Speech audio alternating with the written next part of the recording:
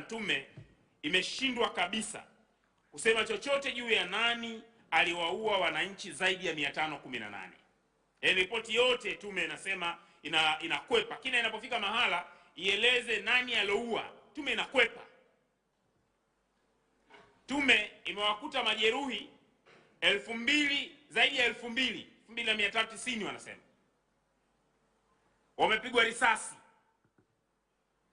Lakini tume inasema imeona zaidi ya raia 518 wameuawa kwa kupigwa na vitu vyenye ncha kali. Ya wanakwepa kwamba ni risasi ndio iliyotumika.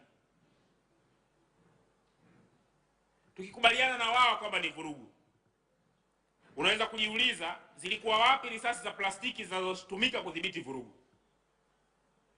Ni wapi mabomu ya machozi yalitumika yakashindwa tukalazimika kutumia silaha za moto?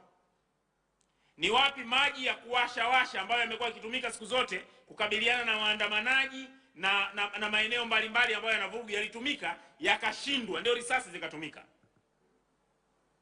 Kuanzia hatua ya kwanza majeshi yametumia risasi kuua raia. Hapa kwetu ofisini sisi tulikuwa tunashiriki uchaguzi, lakini ofisi yetu imepigwa risasi 2. Jengo limepigwa risasi kwa sababu kulikuwa na vijana toka hapa center wana organize information. Walipokuwa wanafuatilia wale waliokuwa wanazunguka huko na kutaka kuchukua picha, wakashambulia kwa risasi hapa.